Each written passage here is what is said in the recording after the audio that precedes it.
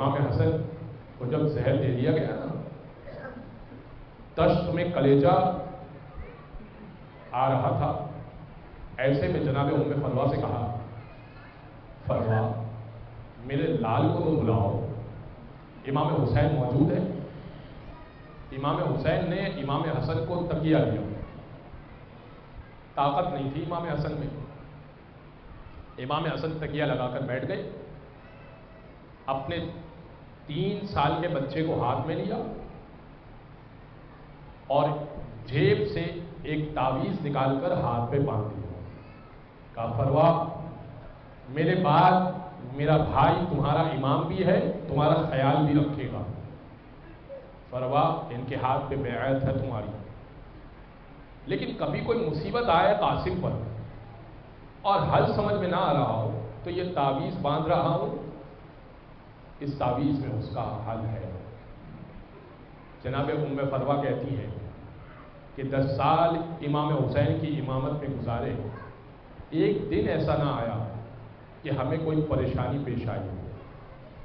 گھر میں ہر طرح کی آسائش اور ہر طرح کی نعمت موجود تھی، مگر جب کربلا کا سفر ہو گیا اور صبح عاشور آ گئی تو میں نے اپنے بچے کو دیکھا کہ بچہ گھٹنوں کے درمیان سر دے کر رو رہا تھا۔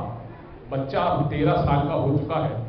بچے سے سوال کیا ام فروا نے، بیٹا قاسم آپ رو کیوں رہے ہیں؟ اچھا شب عاشور کا بھی کچھ بیان کر دوں، آپ مصائب کو ذرا طویل سن لیجیے، رو لیجیے جتنا رو سکتے ہیں۔ شب عاشور نا مولا نے فہرست پڑھی، فہرست پڑھتے جا رہے ہیں کہ کل کون کون شہید ہوگا، شہداء کے نام کون کون سے ہیں۔ ابھی چند نام لیے تھے، ابھی حضرت قاسم کا نام نہیں لیا تھا۔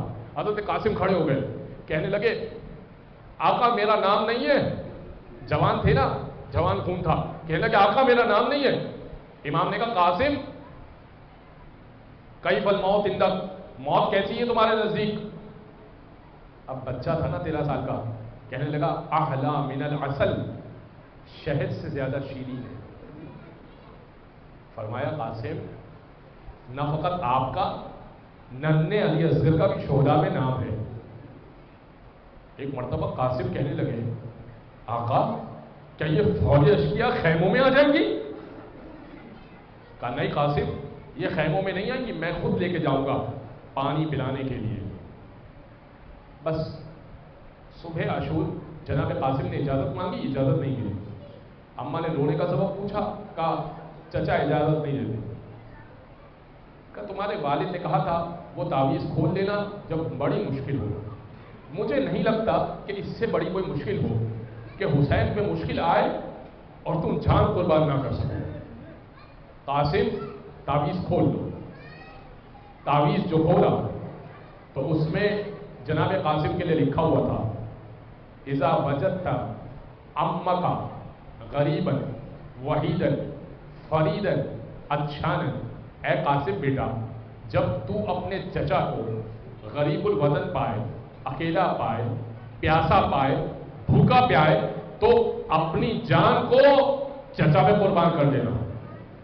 یہ رقعہ لے کر قاسم پہنچے، چچا بابا کی وصیت، بھائی کی تحریر کو آنکھوں سے لگایا، کہ بیٹا مقتل کی اجازت دیتا ہوں، لیکن اب قاسم کو زرہ پہنانی ہے۔ زرہ جانتے بچوں کے لشکر کو سینے پہ لوہے کا ایک ٹکڑا پہنایا جاتا ہے تاکہ تیر اور تلواروں کے حملے سے محفوظ رہا جا سکے۔ کئی زرہ حضرت قاسم کے لیے کوشش کی اور پہنانے کے لیے کوشش کی گئی، لیکن کوئی ایک زرہ بھی حضرت قاسم کو ناپ کی نہیں آ رہی تھی، اس لیے کہ حضرت قاسم کا سینہ چھوٹا تھا، زرہ چوڑی تھی اور زرہ کا وزن بھی بہت زیادہ ہوتا ہے۔ اب 13 برس کا قاسم، اس کے ناپ کی کوئی زرہ نہیں تھی۔ تو جناب امام نے حسین سے جناب قاسم کہنے لگے کہ چچا ایسا کیجئے بغیر زرہ کے مقتل میں بھیج دیجیے۔ کہ بیٹا قاسم یہ بہت خطرناک بات ہے۔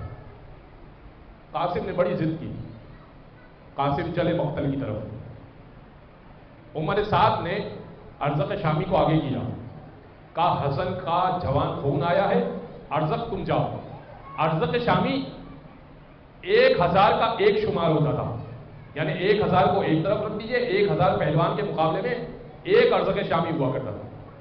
अरज़क़ शामी ने कहा अरे पागल हुआ है, मैं बहुत बड़ा पहलवान हूं, मेरा एक बेटा कासिम को चीर देगा। एक बेटा आगे बढ़ा। अब ये एक के मुकाबले में एक जंग हो रही है, ये जहन में रखना, करबला में इसी तरह जंग हुई है, एक के मुकाबले में एक जंग, एक जाएगा। कासिम के मुकाबले में अरज़क़ शामी का पहला बेटा आया, कासिम ने चीर के रख दिया, दूसरा आया, दूसरे को चीर दिया, तीसरा आया, तीसरे को चीर दिया। 7 बेटे अरज़क़ शामी के मारे गए। अब अरज़क़ शामी पेट भरा हुआ भी है, उसको प्यास भी नहीं लगी हुई, कासिम भूखा भी है, कासिम प्यासा भी है। अरज़क़ के 7 बेटे मारे गए। अरज़क़ कहने लगा अब मैं छोड़ूंगा नहीं कासिम को। अरज़क़ इधर से बढ़ा, उधर से इमाम हुसैन ने देखा अरज़क़ खुद आ रहा है। इमाम हुसैन ने जनाब फरवा से कहा, फरवा अपने बच्चे के लिए दुआ करना, इसलिए कि अरज़क़ का पेट भी भरा हुआ है, अरज़क़ प्यासा भी नहीं है, अरज़क़ के बच्चे भी मारे गए हैं, तुम्हारा कासिम बड़ा नन्हा सा है, तुम अपने बच्चे के लिए दुआ करना, इसलिए कि माँ की दुआ बच्चे के हक में कबूल होती है। माँ ने मुसल्ला बिछाया, बुलंद आवाज से दुआ की कि पालने वाले मेरे बच्चे की खैर हो, बस बच्चे के लिए दुआ की। और उधर कासिम ने अरज़क़ के 2 टुकड़े किए।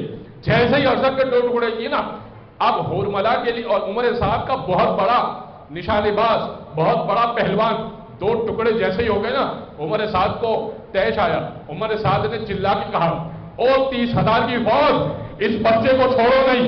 अब 30,000 की फौज एक साथ कासिम पे लपकी। जैसे ही लपकी ना, तीर और तबर चले, तीर और तबर चले। ऐसा गुर्ज जनाबे कासिम के सर पे लगा, जनाबे कासिम घोड़े पे संभल न पाए, जमीने करबला पर आए, आवाज दी, चचा मुझे बचाइएगा। इधर से हुसैन चले, उधर से अब्बास चले। जैसे ही दोनों को आता हुआ देखा ना, तो दाएं के घोड़े बाएं हुए, बाएं के घोड़े दाएं हुए। जनाबे कासिम चचा चचा करते रह गए, घोड़ों की टापों तले पिस गए। जनाबे हजरत इमाम हुसैन पहुंचे, जनाबे कासिम की मैयत को समेटा और अब अबा के दामन में डाला और लेके पहुंचे। उम्मे फरवा कहने लगी, ए बाबा जान, ए वाली, ये बताइएगा कि जनाबे कासिम का क्या हुआ? मैं आपके हाथ में एक गठरी तो देख रही हूं, मगर कोई मैयत नहीं देख रही। कहा तेरी कुर्बानी यही कासिम है, देख अल्लाह ने